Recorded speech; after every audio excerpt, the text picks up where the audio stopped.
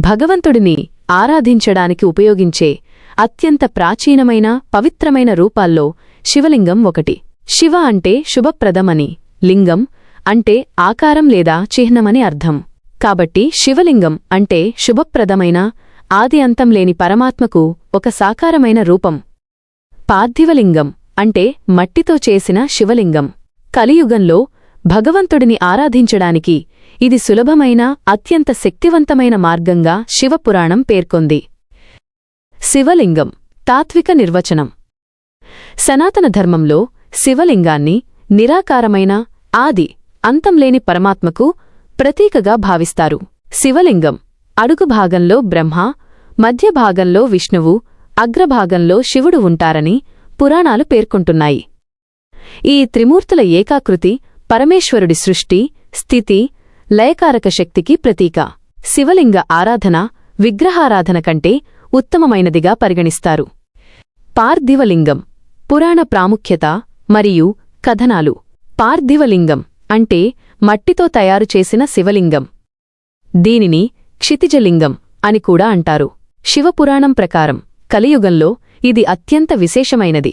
కలియుగంలో ఆధ్యాత్మిక శక్తి తక్కువగా ఉంటుంది కాబట్టి అతి సులభంగా లభించే మట్టితో చేసిన లింగం తక్కువ ప్రయత్నంతోనే గొప్ప ఫలితాలని ఇస్తుంది. భక్తికి సంపద, ఉన్నత స్థితి అవసరం లేదని, కేవలం శ్రద్ధ, భక్తి ఉంటే చాలు అని ఈ పూజ చాటి చెబుతుంది. యుగాల వారీగా లింగపూజ. శివపురాణం ప్రకారం ప్రతి యుగంలోనూ ఒక ప్రత్యేక లింగాన్ని పూజించడం శ్రేష్టం. కృతయుగం రత్నలింగం, త్రేతాయుగం సువర్ణలింగం, ద్వాపరయుగం రస, పాదరస లింగం, కలియుగం పార్థివ, మట్టి లింగం. శ్రీరాముని కథ. రావణుడిని సంహరించిన తర్వాత బ్రహ్మహత్యా పాతకం నుంచి విముక్తి పొందడానికి శ్రీరాముడు ఇసుకతో చేసిన పార్థివ లింగాన్ని ప్రతిష్ఠించి పూజించారని ప్రసిద్ధి. ఈ కథ పార్థివలింగ పూజ ద్వారా పాప ప్రక్షాళన, మోక్షప్రాప్తి లభిస్తాయనడానికి బలమైన ఉదాహరణ. పార్థివలింగం తయారీ మరియు పూజా విధానం. పార్థివ లింగార్చనలో లింగాన్ని స్వయంగా తయారుచేసి పూజించడం ముఖ్యమైన భాగం. ఈ ప్రక్రియలో ఉపయోగించే ప్రతి వస్తువుకు ఒక ఆధ్యాత్మిక ప్రాముఖ్యత ఉంది. లింగం తయారీకి కావలసినవి: పవిత్రమైన మట్టి, నదీ జలాల అడుగున ఉండేది శ్రేష్టం, గంగాజలం, ఆవు పాలు, పెరుగు, నెయ్యి. ఈ పదార్థాలు పంచభూతాల, భూమి, జలం మరియు పవిత్రమైన పంచగవ్యాల, ఆవు ఉత్పత్తులు సంగమంగా చెప్పవచ్చు. తయారీ పద్ధతి: శుభ్రమైన మట్టిలో గంగాజలం, పంచగవ్యాలు కలిపి మెత్తగా ముద్ద చేసుకోవాలి. లింగాన్ని ఒక మారేడు బిల్వపత్రం మీద తయారుచేయాలి. ఈ ప్రక్రియలో నిరంతరం ఓం నమఃశివాయ అనే మంత్రాన్ని జపించడం వల్ల మట్టి కేవలం భౌతిక వస్తువుగా కాకుండా దైవశక్తిని ఆవాహన చేసే పవిత్ర వస్తువుగా మారుతుంది. పూజా విధానం: లింగం తయారైన తరువాత దానిని పవిత్రమైన పళ్లెంలో ఉంచి పూజా మందిరంలో ప్రతిష్ఠించాలి. చందనం, అక్షింతలు, పువ్వులు, మారేడు దళాలతో అలంకరించి రుద్రం, నమక, చమక సహిత కాలాభిషేకాలు చేయాలి. పూజ తరువాత లింగాన్ని పవిత్ర నదిలో లేదా జలంలో నిమజ్జనం చేయాలి. ఈ నిమజ్జనం ద్వారా ఆవాహన చేసిన దైవశక్తి తిరిగి పంచభూతాలలో విలీనమవుతుంది. ప్రయోజనాలు: పార్థివ లింగారాధన వల్ల అనేక ప్రయోజనాలు లభిస్తాయి.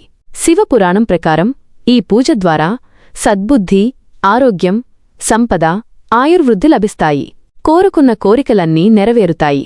పూజించిన లింగాల సంఖ్యను బట్టి ఫలితాలు కూడా మారుతాయి. లింగాల సంఖ్య. ఫలితం: కోటి, కోటి. భూసంపద ప్రాప్తి: దశసహస్ర, 10,000. అన్ని కోరికలు నెరవేరును. పంచసహస్ర, 5,000. దారిద్ర్య బాధ తొలగిపోవును. సమకాలీన ప్రపంచంలో ప్రాముఖ్యత: పార్థివలింగ పూజ ఇప్పుడు సామూహిక కార్యక్రమాలుగా కూడా మారుతోంది. ఇది సామాజిక ఐక్యతను పెంపొందించడంతో పాటు పర్యావరణ పరిరక్షణకు కూడా దోహదం చేస్తుంది.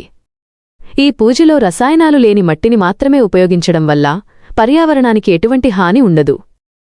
పూజానంతరం నిమజ్జనం చేయడం ద్వారా పర్యావరణ పరిరక్షణ కూడా జరుగుతుంది. ఈ విధంగా సాంకేతికత పెరిగిపోతున్న ఆధునిక కాలంలో కూడా పార్థివలింగ పూజ ఆధ్యాత్మికతను, ఐక్యతను పెంపొందిస్తూ తన ప్రాముఖ్యతను చాటుకుంటోంది.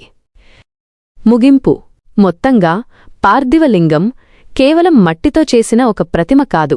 ఇది కలియుగంలో భక్తులకు మోక్షాన్ని ప్రసాదించే అత్యంత సులభమైన, శక్తివంతమైన ఆధ్యాత్మిక సాధనం. భక్తికి భౌతిక సంపదలు అడ్డుకావని, శ్రద్ధ, నిష్ఠ మరియు సమర్పణలే ముఖ్యమని ఈ పూజ చాటి చెబుతుంది.